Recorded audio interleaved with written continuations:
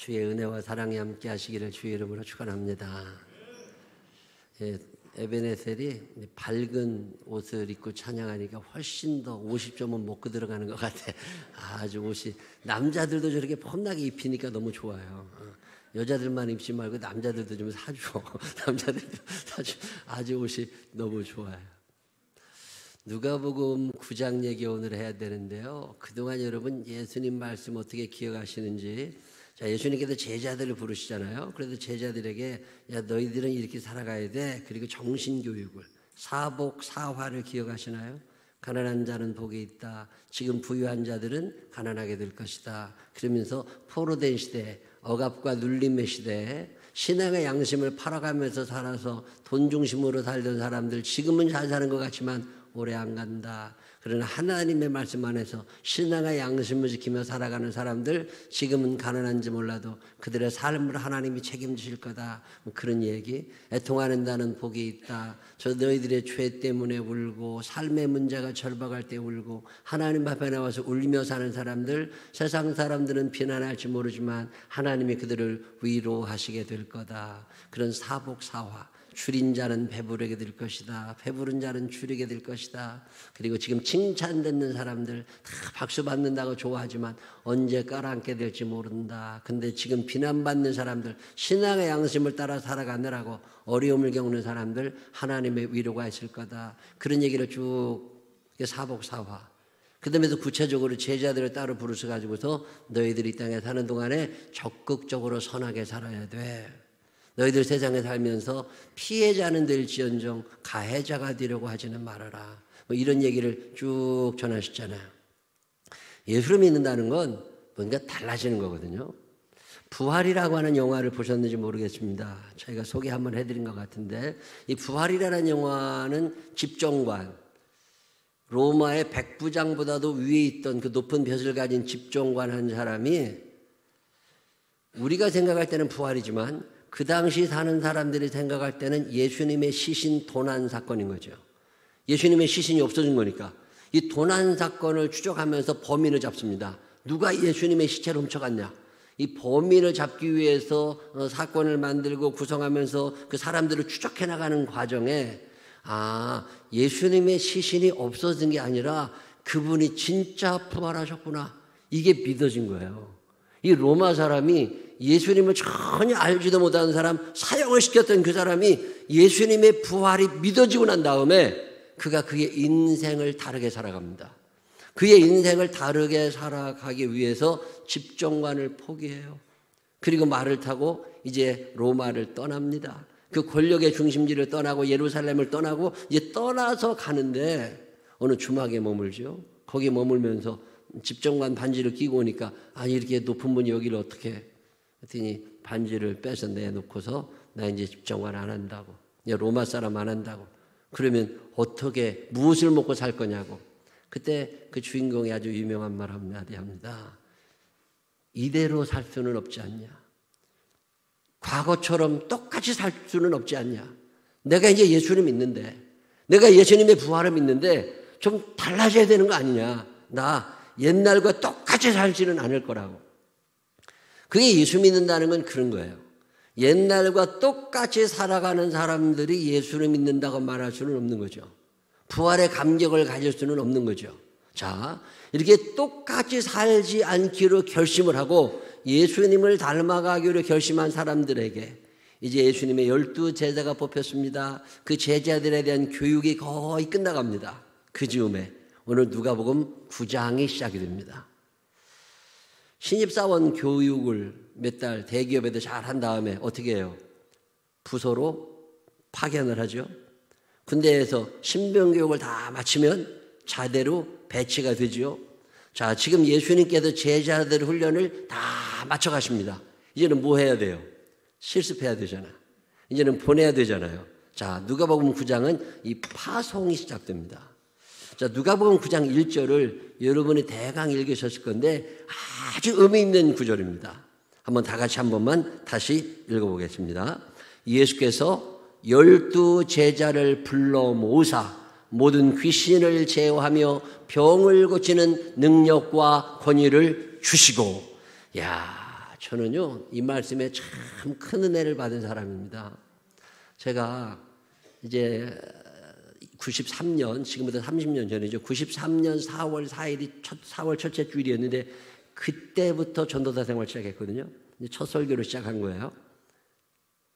그리고 예배를 드리고 사는데 겁나는 게 너무 많아. 일단은 내가 실력이 안 되는 걸 내가 알아.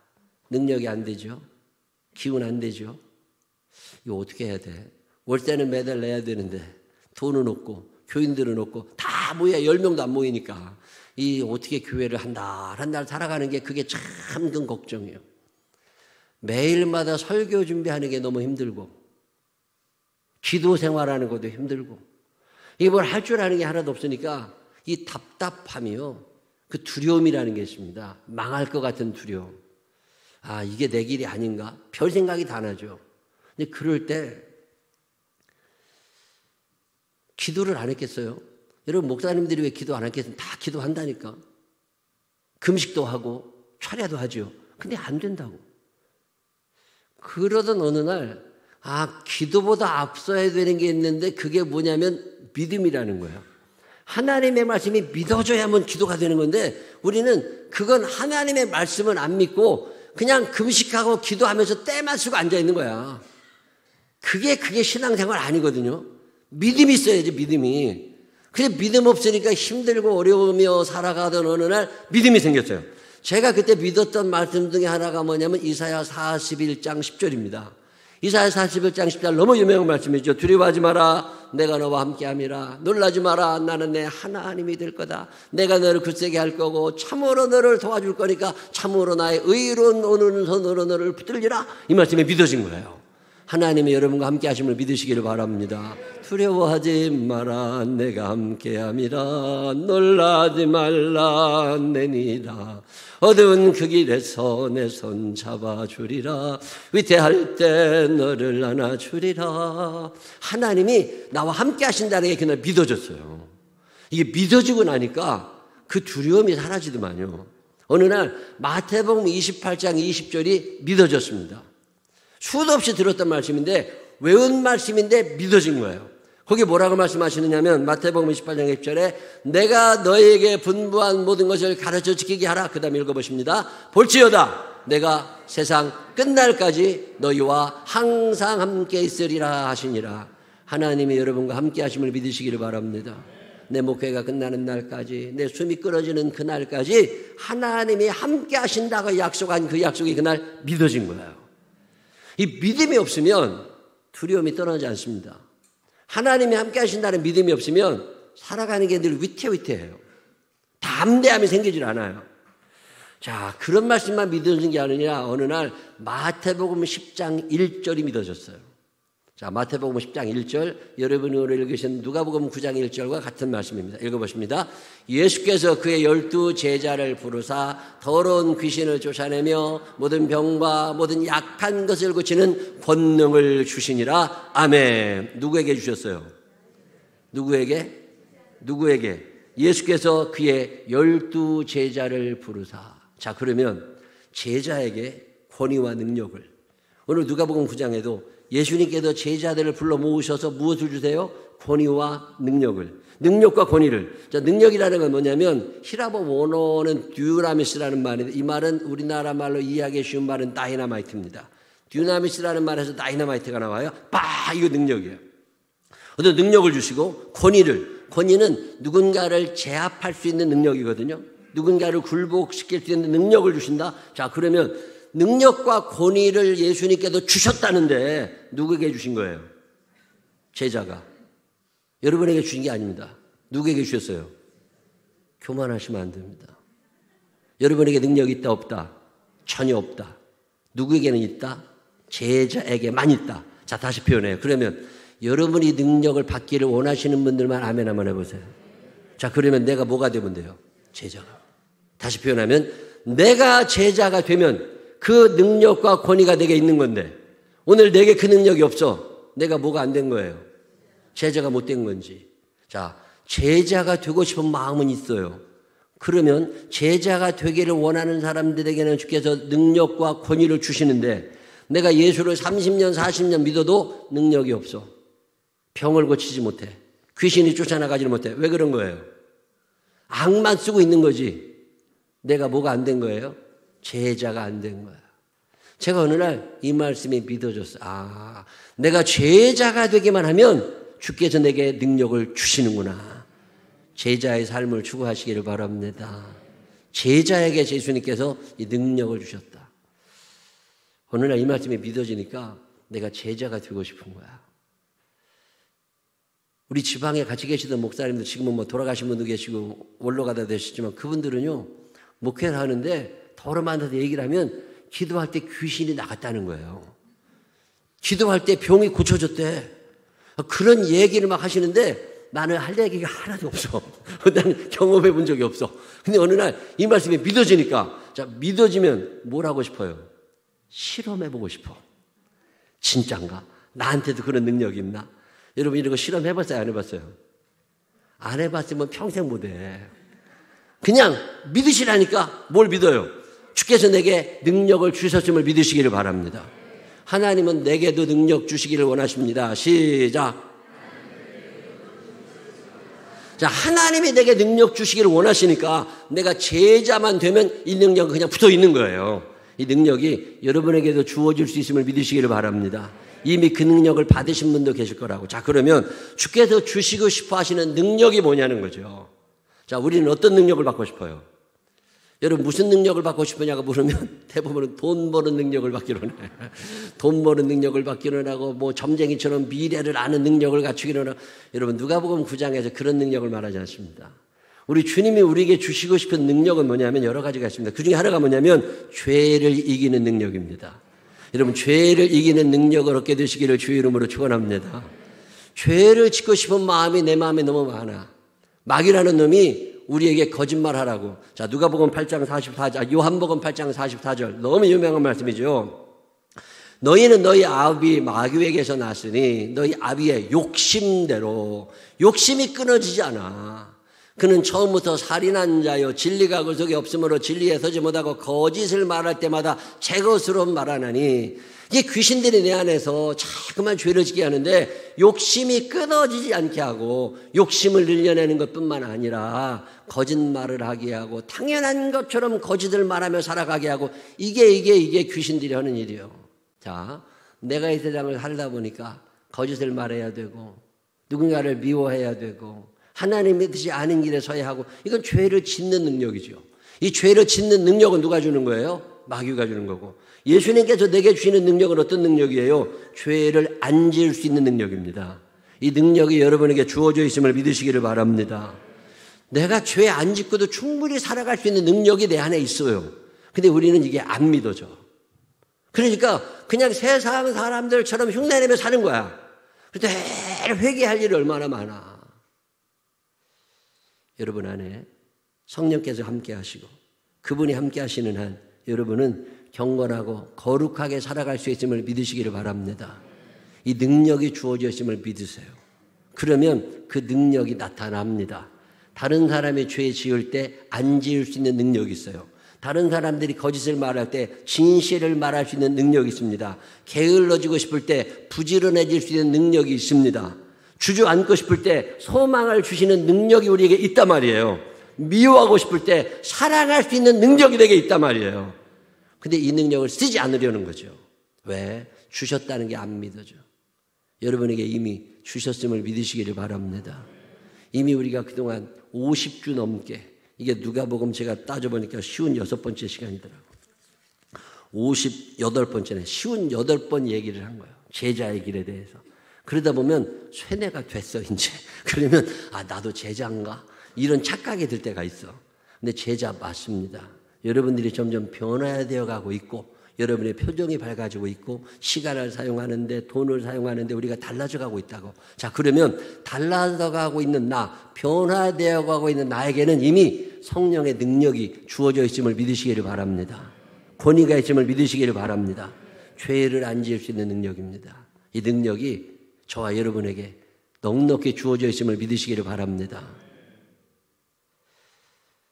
예수님이 우리에게 주시는 능력 가운데 오늘 누가복음 9장에 보면 첫 번째가 하나님의 나라에 관계된 죄에서 멀어지는 능력이라면 두 번째는 병을 고치는 능력입니다. 이 능력이 제자들에게 주어져 있음을 믿으시기를 바랍니다. 여러분이 병 고치는 능력이 있다는 믿음이 있어요, 없어요? 이게 안 믿어지시는 거야. 저라고 믿어졌겠어요? 나도 믿음이 없지. 근데 어떤 목사님이 병도 고친다는데. 그러면 그런데 찾아가고 싶어요? 그 능력을 내가 받고 싶어요?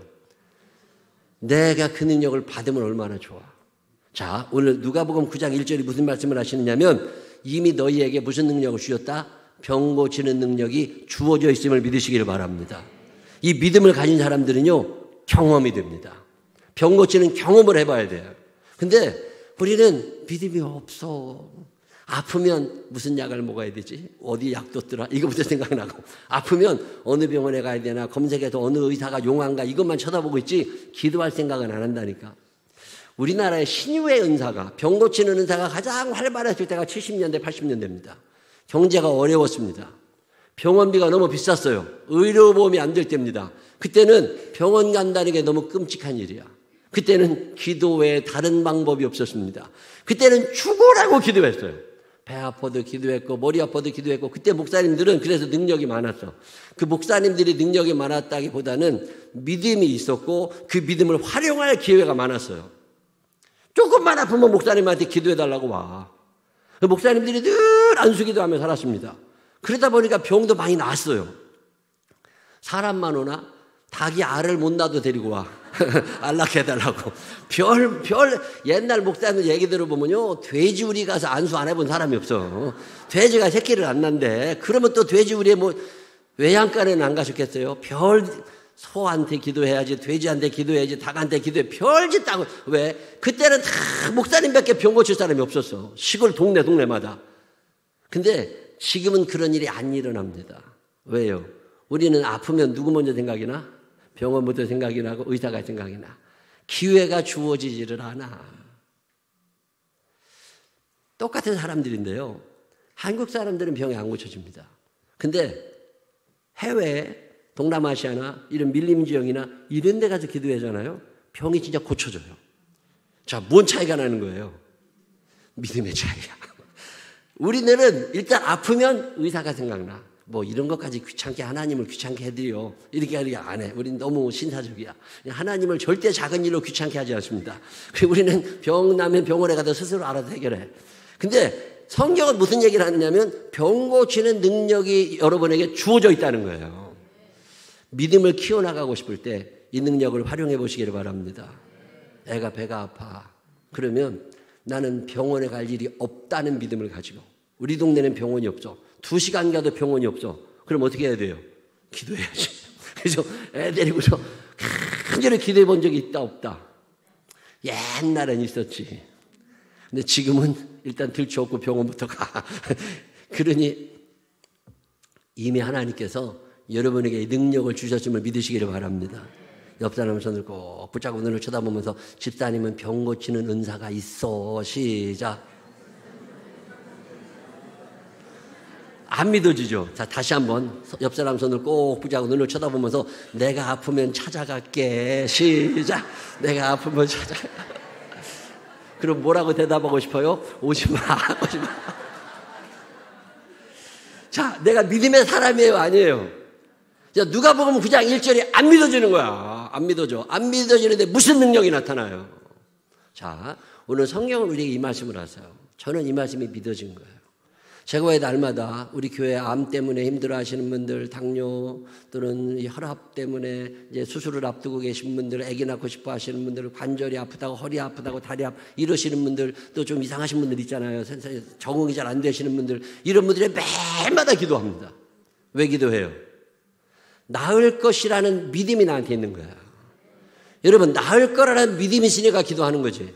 저 사람들의 삶이 행복해질 거라고 하는 믿음이 있으니까 기도하는 거지.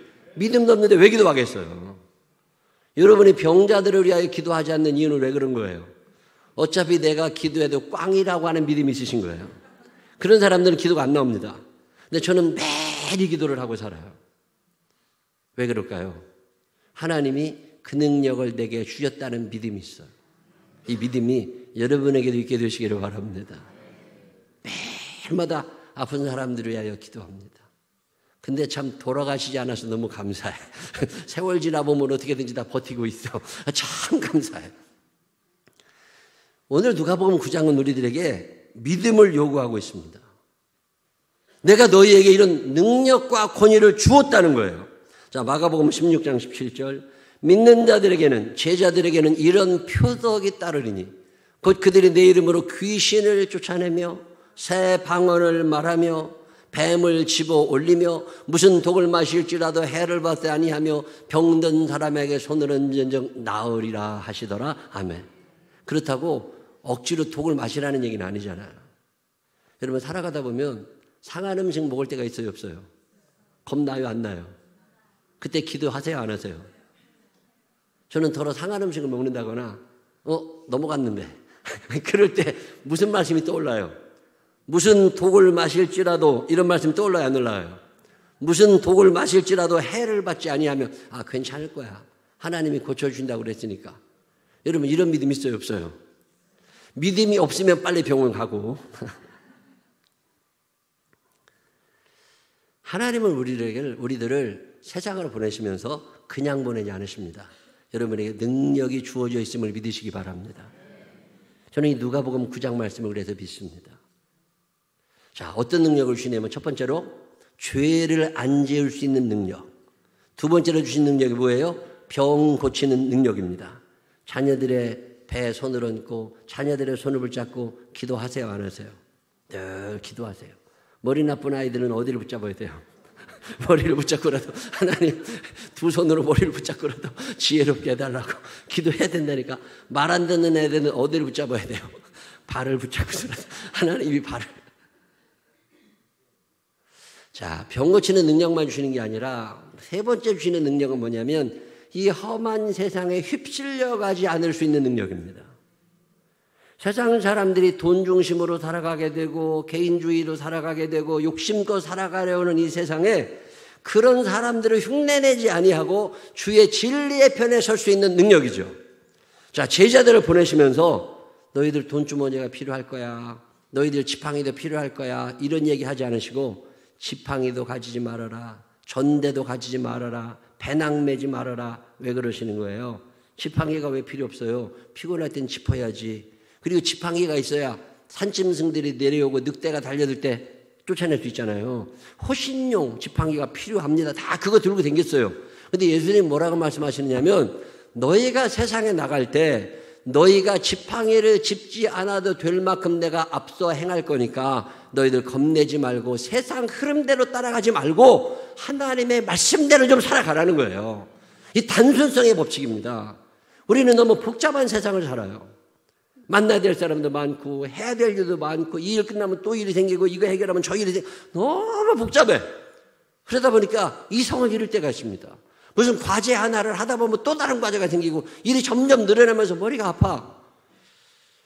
그런 세상의 흐름에 욕심껏 살아가는 세상의 흐름에 너까지 딸려 들어가지 말고 하나님의 말씀 따라서 진리의 편에 서서 단순성으로 살아갈 수 있는 방법. 배낭이 있어야죠. 식량자루입니다. 여행용 가방이 있어야죠. 근데 예수님은 너네들 그런 거를 구할 생각하지 말고 너를 인도하시는 하나님께서 어디로 너를 보냈는지 가며 네가 만나야 될 사람들이 누구든지 간에 그들에게 살아계신 하나님의 은혜를 전하라는 거잖아요. 근데 우리는 이 믿음이 자꾸 안 생깁니다. 자꾸만 다른 길로 가려고 해요. 복잡한 세상을 살아가지만 하나님의 말씀이 기준이 되어서 그 말씀대로 살아갈 수 있는 복을 누리게 되시기를 주의 이름으로 축원합니다. 하나님은 우리들에게 능력을 주시고 보내시는 분이지 안 주시고 보내시는 분이 아니신 거예요. 저는 누가복음 9장 1절을 참 좋아합니다. 나에게도 하나님이 이 능력을 주셨구나. 여러분에게도 주어져 있음을 믿으시기를 바랍니다. 자꾸 쓰세요. 자꾸 그 능력을 사용하다 보면 그 능력이 나타납니다. 그리고 그 능력을 사용하다 보면 하나님하고도 가까워집니다. 그 능력을 사용하다 보면 하나님의 영광이 드러나게 되어 있습니다. 그러라고 여러분에게 능력을 주신 거예요. 근데 우리는 이 능력을 사용하지 않아요. 여러분 표정 보니까 나는 아닐 거야. 이런 표정이 너무 많아. 하나님이 나에게도 이 능력 내게도 주소서 내가 복을 받기 원하네. 제가 옛날에 그랬어요. 능력 받으라고 주신다고 뭐 나까지 뭐 이런 생각 많이 했다니까. 근데 제가 그랬던 것처럼 여러분 표정을 보니까 목사님 저는 아닐 겁니다. 이런 분들이 많아. 전혀 그렇지 않아요. 누가복음 9장 1절에 마지막에 주셨다는 거예요. 이 믿음이 여러분에게도 있게 되시기를 바랍니다. 죄를 이기며 살게 되시기를 바랍니다. 병을 고치며 살게 되시기를 바랍니다. 게으름도 병이고 두려움도 병이고 육신의 병도 병입니다. 이 병을 기도로 고쳐나가는 사람들이 되시기를 바랍니다. 절대로 포기하지 마세요. 우리가 병원에 가서 열심히 치료도 받지만 기도해야 된다니까. 세상에 휩쓸려가지 아니하고 단순하게 살아갈 수 있는 능력도 허락하심을 믿으시기를 바랍니다. 더 해야 되는데 시간이 돼서 그만하려고 그래 지금. 여기까지만 하고. 여러분 사는 날 동안에 하나님의 말씀이 여러분 안에 있어서 이 말씀을 믿으세요. 여러분에게 주신 능력을 마음껏 발휘하면서 전능하신 하나님을 찬양하게 되는 믿음의 길 걷게 되시기를 주의 이름으로 축원합니다. 기도하겠습니다. 하나님 아버지, 이미 주셨는데 왜 안 믿어지는지, 이미 주셨는데 왜 활용하지 못하는지, 하나님 아버지 믿음 없이 살아왔던 우리를 용서해 주시고 이제부터는 주께 주시는 능력을 활용해서 예수 그리스도의 제자의 삶을 바로 살아가게 하여 주옵소서. 축복하실 주님을 찬양합니다. 예수님 거룩하신 이름으로 기도드렸습니다. 아멘.